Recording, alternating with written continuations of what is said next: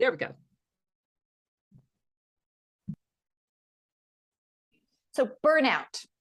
Over the last several years, it's affected many people, maybe even you. It can happen with your work and with your relationships. But what exactly is it? What are the symptoms? And more importantly, how can you head it off or heal it if you're experiencing it? Well, functional medicine specialist and burnout recovery expert Elizabeth Collins is here to shed light on this timely topic. So Elizabeth, thanks for coming on the show and throwing some light on what I think could be a really confusing thing for people. Yeah, it's my pleasure. Thank you for having me, Leslie. I always really appreciate a platform to talk about burnout, and I don't get to talk about it much in the context of relationships. So this is really fantastic. So can you describe burnout? I mean, what it is and also maybe what it isn't so that people can get a better idea of, am I experiencing this? Absolutely. This is a really good question, and I get it a lot because we don't have a whole lot of structure around what burnout is.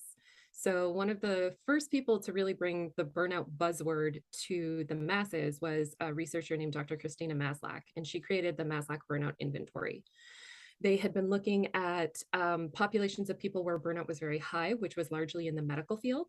Mm-hmm. And so the first markers that they looked at with that, the way that they identified it, they had three primary ones initially, and they were depersonalization, a decreasing sense of satisfaction in the work that you do, and exhaustion.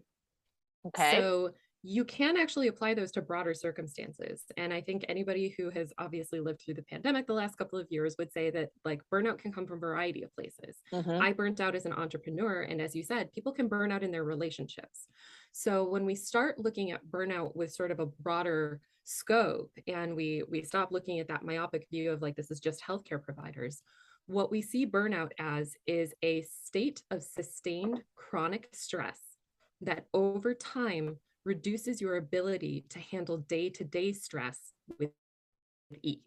So It becomes this compounding effect where you start to not be able to handle day-to-day stressors the same way that you normally would with the same kind of resiliency. Okay, well, that's interesting. So how does it differ from just like having a bad day or a bad week? Or, I mean, how does it really show up? So it often shows up in people who either have history of trauma or, again, sustained chronic stress. And there's usually a causative factor or something that you can associate to this feeling. It's definitely not just a bad day. If you have a bad day and then you kind of bounce back and you feel okay, and that happens once in a while, that's just a normal ebb and flow of life. Mm-hmm. And we also expect sometimes, particularly when circumstances change, like when we all had to go into quarantine and adjust our lives so much with social distancing and masking and all of these things that were very new to us at the beginning of the pandemic, that was going to cause a lot of upset initially until we could find our counterbalance to that. Okay. Many cases, and I'll often differentiate between burnout and depression because they can occur together, but they don't necessarily have to. So depression often feels like a weighted blanket, and it applies to most of your life. You're either dissatisfied or you have very low energy in relationships, in work, in parenting, if you're a parent. It kind of applies broad spectrum. Burnout is often, again, associated with a specific circumstance. So your relationship might be really good, but you're very stressed out at work. So parenting is good, relationship is great. You've got a really supportive group of friends. You've got hobbies that you enjoy, but every time you go to work, you want to slam your face into a table because you hate it so much. So now there's a visual that I think a lot of people can relate to. You're probably going to get a lot of those from me. But it's something that you can tie it to a set of circumstances where if you can shift those, or if, inevitably, perhaps if it's a job, you have to leave the job for a different, organization or different industry or whatever the case may be. If it ultimately comes to that, there are ways that you can kind of course correct around that. And it doesn't necessarily apply to your whole life.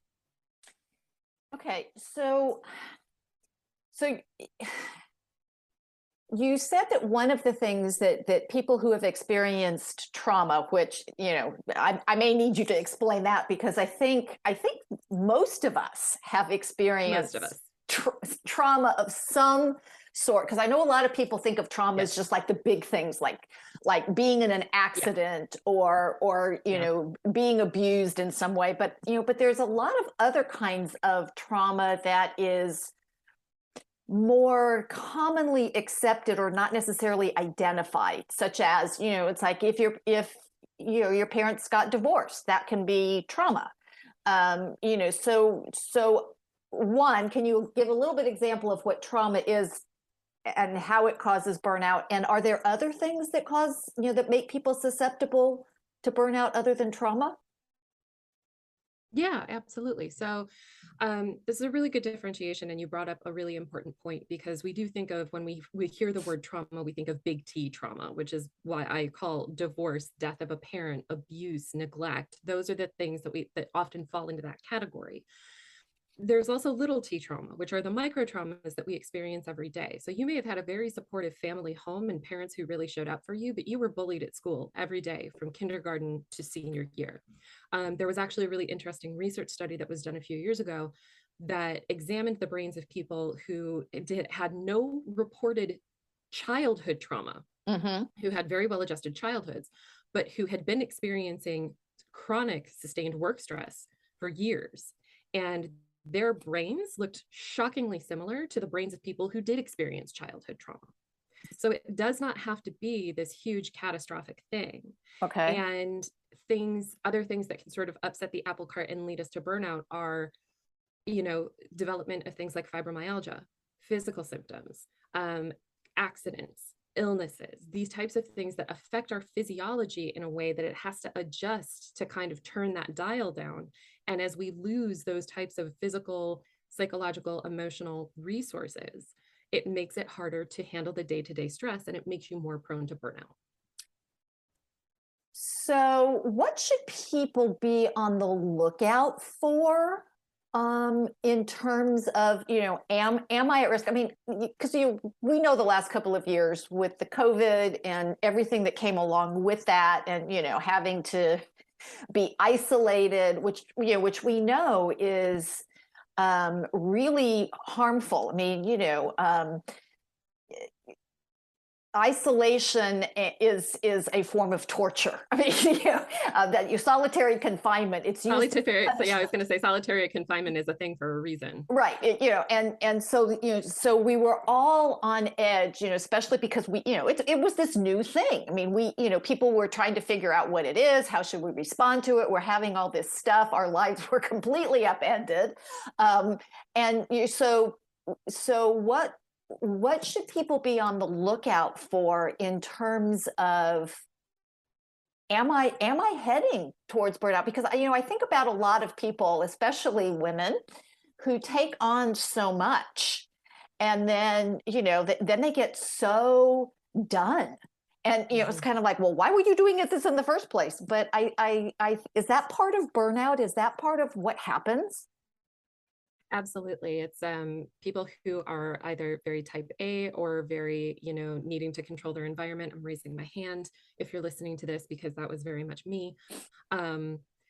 If you're used to having things done a certain way, or if you want them done a certain way, or if there's a mentality of, if you want it done right, do it yourself, that can be something that leads to burnout. There can also be sort of the more silent ones, where we get into these habits, particularly in relationships, where it's like, I want something done my way, so I'm just going to do it. But if you do that enough, and the other person gets used to that, and either they don't like being told how to do something because they have their own way of doing it, or you just don't have those conversations around, like, okay, we're just going to separate. I'm going to ease off the brakes a little bit every time I give something over to you.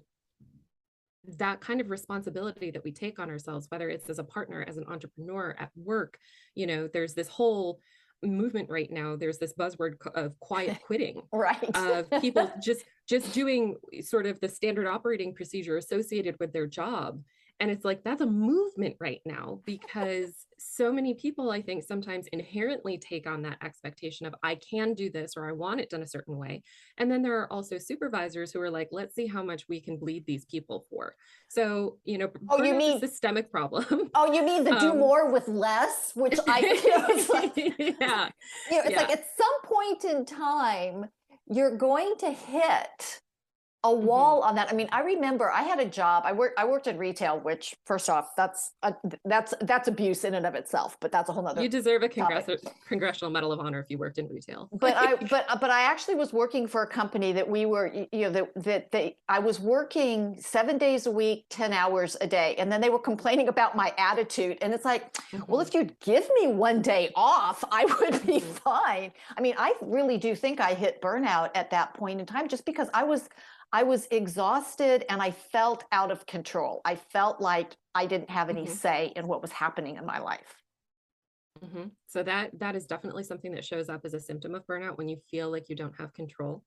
One that really shows up, that I think was probably showing up for you, was resentment. We see that a lot with burnout, because you are putting energy in places where it's either not being appreciated, or it's not being used effectively, or there's just too much of it going out and not enough of it coming in. So resentment is a huge marker. We see that all the time in relationships. I'm sure you do. And some of the physical symptoms that we see with that as well are things like brain fog, not being able to, remember where you put your keys, or finding them in the freezer.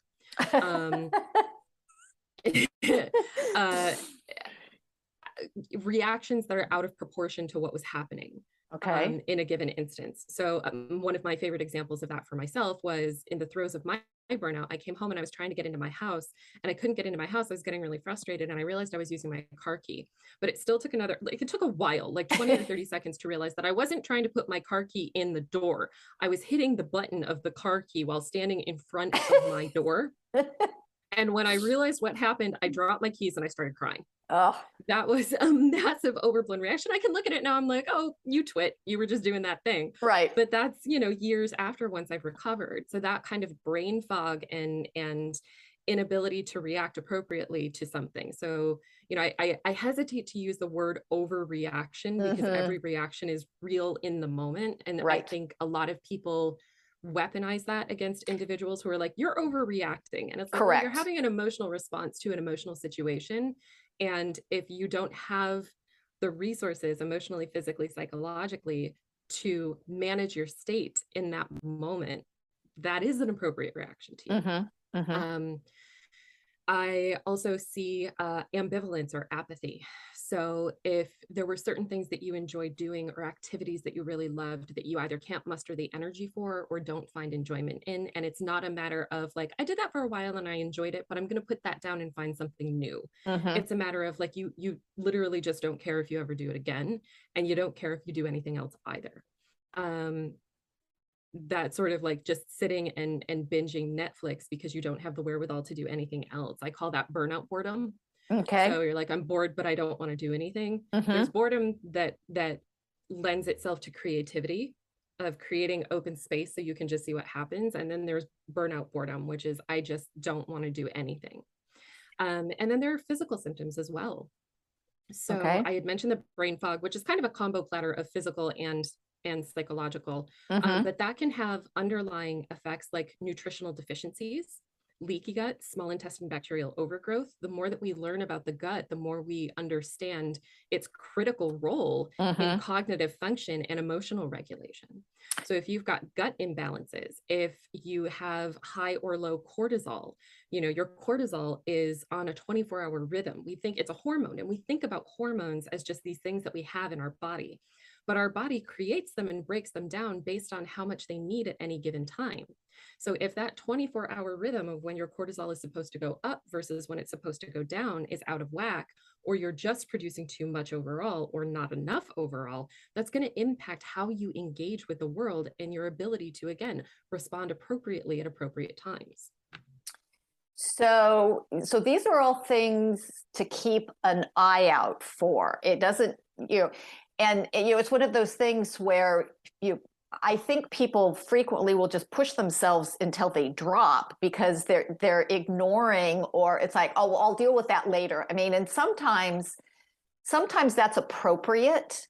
But I think what I'm hearing is that if we do it for too long, then it actually has real impact, long-term impact, not just a temporary impact. Do I have that right? Absolutely. I mean, I used to be an emergency medical technician. So that was the time for me to compartmentalize. If I was going through a breakup, it didn't matter if somebody had a car accident and that they needed me to be there. Right. That was not the time to deal with my emotions.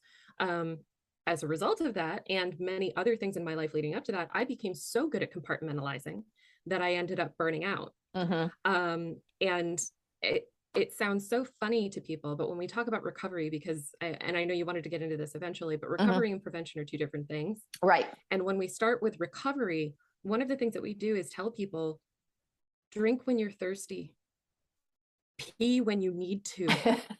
If you are sitting at your desk and you have to pee and you're like, I will do that at the end of this email, or I will do that in a half an hour when I finish this presentation, that is your body's biological signal telling you this needs to happen now. Right. And when we override those small ones, we also start to override the bigger ones. Interesting. And eventually we just don't listen to our body anymore. So when we start with recovery, we start with very simple things of like, pee when you need to pee. Right. Drink when you need to drink, eat when you are hungry. And it sounds so simple. People are like, that's stupid. And it's like, right, but you're not doing it. But you're not doing it. Yeah. Well, I mean, how stupid is it? Well, and unfortunately, and sorry, I'm flashing because, my daughter had been a teacher. She left the profession. But for teachers, they can't. I mean, that's one of the things, and that's right. Very, at this point in time, a very high stress, high burnout position. And I love, and I sort of love the quiet quitting that, it's like, does this really need to get done? And do I need to do it? And do I need to do it now? I mean, there's all these questions that I think that we're going to get to in just a moment. And I need to remind the listeners that This Is Happily Ever After is just the beginning on webtalkradio.net. I'm Leslie Dories, and I'm talking with functional medicine specialist and burnout recovery expert Elizabeth Collins about the impact of burnout on your personal health and the health of your marriage. And as we've been talking about, the last few years have been difficult for many of us. And it can seem like everything is out of our control and just getting worse. But there are actually steps you can take to bring calm and order to your life and marriage. And if you're ready to not just learn what they are, but actually put them into action, I can help. So I'm going to invite you to take a moment and get in touch with me to schedule your free 5-star relationship call. You can reach me by phone at area code 919-924-0463. Again, that's 919-924-0463. Or you can reach me by email at Leslie, Lesli, at foundationscoachingnc.com. That's FOUNDATIONS. Coaching, N as in Nancy, C as in Charlie.com. And now I want to get back to this conversation about burnout. And so, and really what I really want to talk about is, how does you burning out or your partner burning out impact the relationship? So obviously we've talked about, things that we just don't feel like we have the energy to do, or things that, or we have the brain fog. Elizabeth, what other kinds of impacts, are there on the relationship itself? Not necessarily you personally, because obviously how we feel personally is going to impact how we show up. But how else does it impact relationships? It can be really difficult because, again, over time, burnout is one of these insidious things. So by the time you realize that you're in it, you've been in it for a really long time. And a lot of the tools that we see for burnout are for prevention. We don't have a lot of stuff for recovery. And if you're already in burnout, those tools for for prevention are not going to be beneficial for you from a perspective of recovery. Okay. So once you identify that you or your partner is there, a lot of the resources that are out there to quote unquote help people aren't necessarily actually helpful. And so it can be really challenging in relationships. Let's say you're the one that's burnt out and your partner is the one that's kind of on the periphery of this. You don't have the energy to show up, or you're saying, I need more help. They're feeling really strung out. And they're like, well, why don't you eat better? Or why don't you meditate? Or why why don't you do these things that are supposed to be really good for burnout? Right. Burnt out brains actually shrink. So your amygdala gets bigger. Your amygdala is the center of emotional processing, primarily fear and danger. Mm-hmm. And so as that grows, it identifies more in your environment that is dangerous or something to be afraid of. The connections to a part of the brain called the anterior cingulate cortex are responsible for our reactions. And the connections between the amygdala and the anterior cingulate cortex get smaller.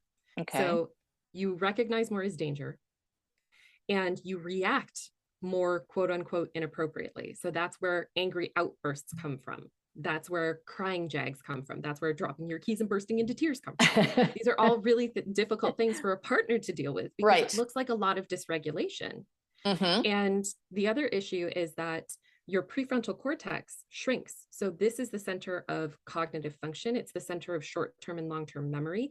Most importantly, for some of the people that I see, it's the center for inhibitory processes and long-term habit formation.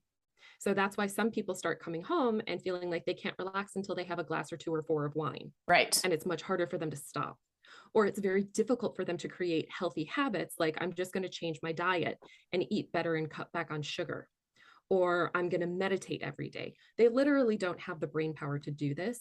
And in relationships, when we don't understand how the brain and the body change as a result of burnout, it can be very difficult for partners to wrap their heads around the difficulty of some of these tools that are out there, because there's the general world is saying, eat better, meditate, drink more water, get more sleep. If you could do those things easily and well, you'd already be doing them. Oh, yeah, I hear that. Yeah. So there tends to be a lot of miscommunication and misunderstanding around that. And I think particularly in the West, we also have a culture where we're getting better about it, I think, because so many people are interested in going to therapy as a result of needing it through a pandemic, and all of the stresses that came with that. But historically speaking, we are not good about having honest, supportive conversations because we haven't learned how to do that as a culture. That is not something that we have supported, and we don't have the skills to do that. So until we get the skills, it's very difficult to have conversations to show up to your partner and say, this is what I'm feeling and I need help. We're also not encouraged to ask for help. America's a very pull yourself up by the bootstraps. Right. You know, you can do it. There's a dummy's guide to whatever for everything. And you can have it all. So when you put that together, it's a really nasty cocktail that predisposes people to burnout and will absolutely affect their relationships, because we take out so much of our difficult emotions on the people who are closest to us because they feel safe. Yes. And sometimes because we don't also have the tools, relationship tools, that, you know, that's how burnout, I think, can frequently happen in relationships. I know there's this idea right now, and it's called emotional or mental load. And it's, you know, the non-action stuff. It's the keeping track of the doctor's appointments and the holidays and you know, the schedules and stuff, which tends to be handled more by women. And I think that's and maybe it's just because of our training, and, you know, we're constantly on guard for making sure that everybody else is functioning well. We just kind of forget that we're supposed to focus on ourselves. I mean, I cannot tell you the number of times I have heard a client say, you know, when I tell them to talk about self-care, they go, "Isn't that selfish?" And I'm going, "Oh my God, no." It's actually selfish not to take care of yourself. Also, right. And so self-care is not selfish, and also a bath will not fix burnout. No. And so when we talk about self-care, we need to orient what that looks like at various stages of what you're going through. Self-care at the beginning of burnout recovery is not necessarily going to look the same as self-care after you've been through recovery and you've got a much better handle on your boundaries and everything like that. But part of burnout for many people comes from being a people pleaser or taking on too much responsibility. And I do feel that it falls disproportionately on women, but I also know men who deal with this as well. Yep. Particularly if you've got, you know, either a single dad or you've got a split household where it is equal responsibility to make sure that you know custody arrangements and holidays and all of these other, you know, who's taking the kids to the doctor's appointment. Did the dentist appointment fall when you have them or when I have them? So, you know, there is that split.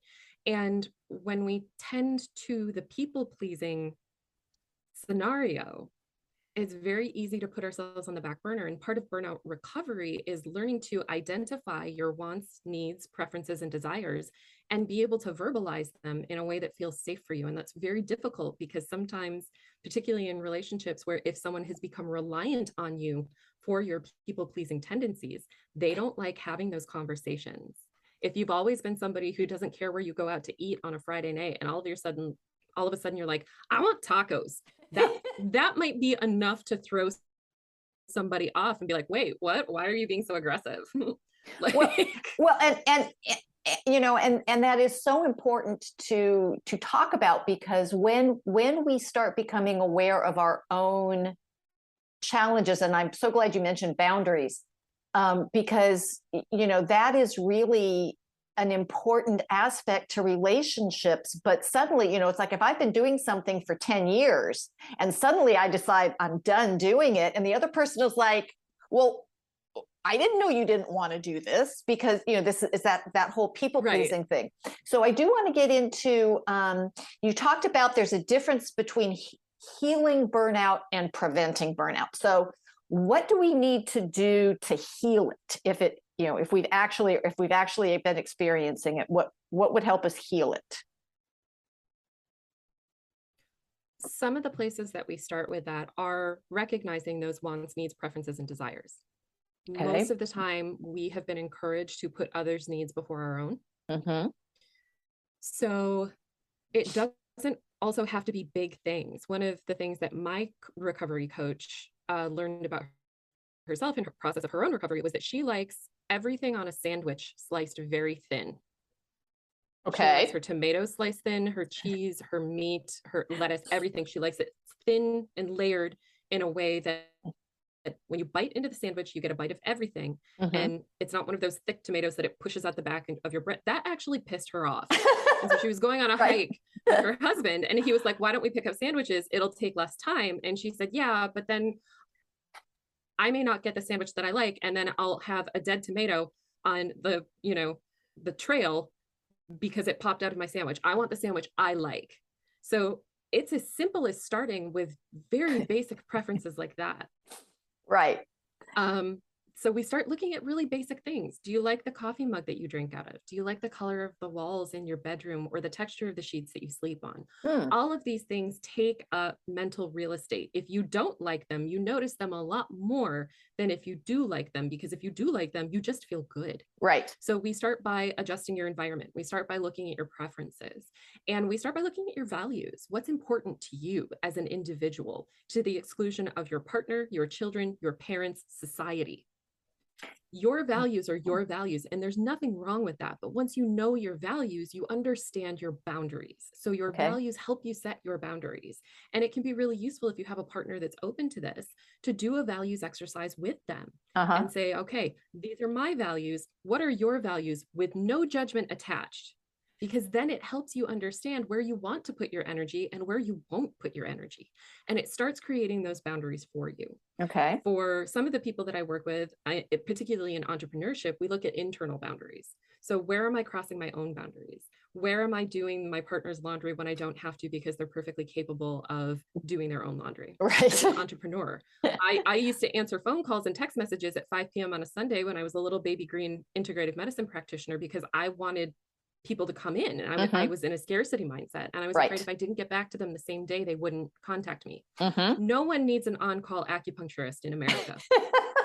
You don't. You do not need a 24-hour emergency line. If you have one and you like that, that's great. I love that for you, but that's not how I want to run my business. So I was getting resentful because these people were texting me at 8 p.m. on a Sunday night. Right. That's not their problem. It's my problem to turn my phone off or put it down or adjust, you know, because you didn't set your boundary.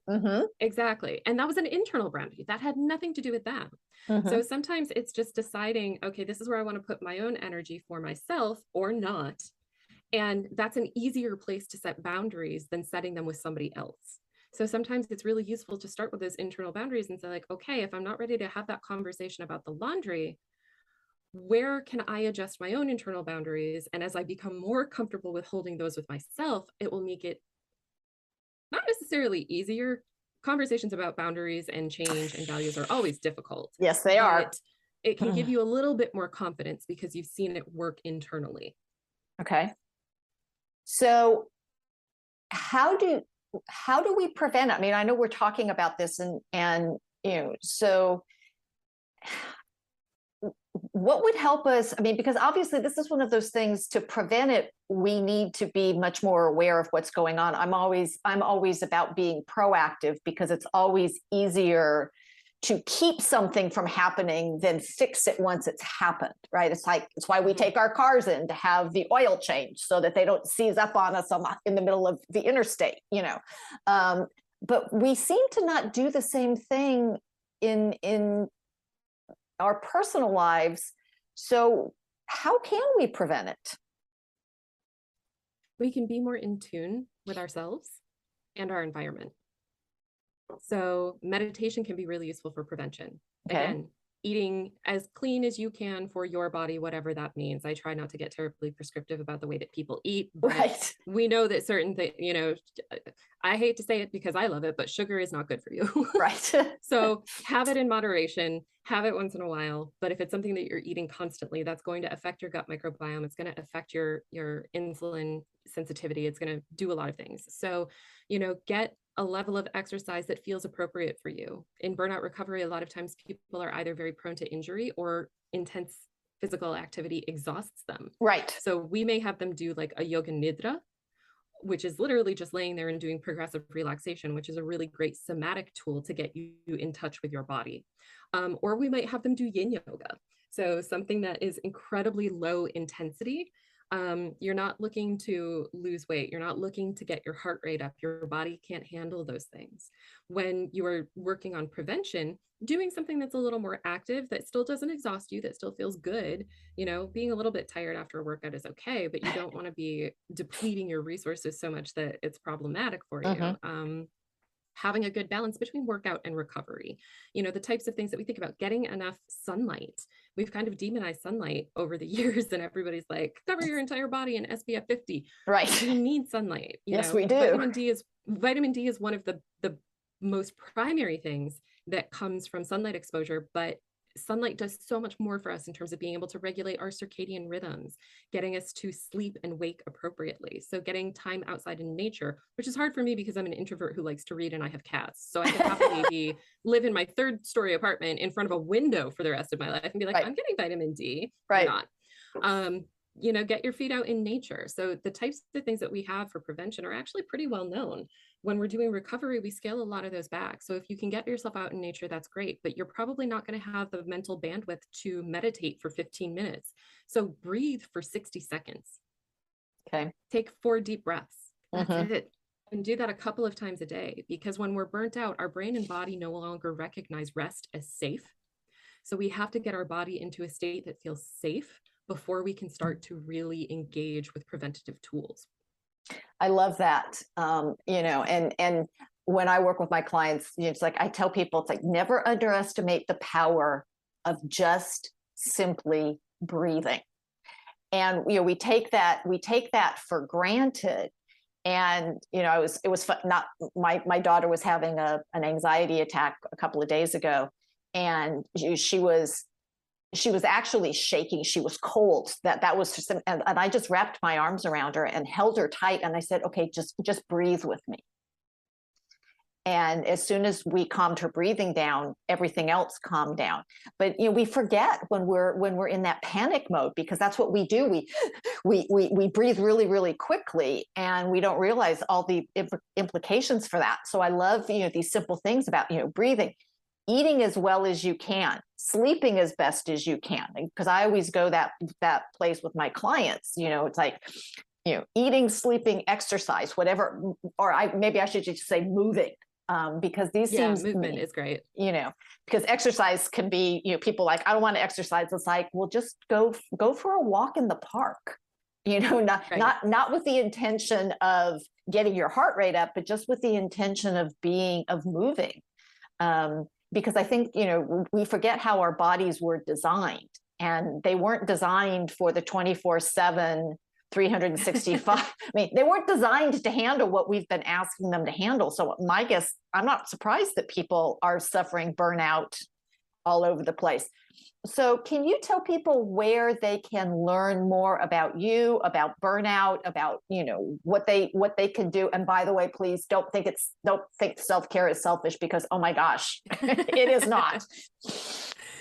So you can find me online at www.theburnoutwitch.com. And my Instagram handle is the Burnout Witch as well. Same handle on TikTok, though I'm almost never on it.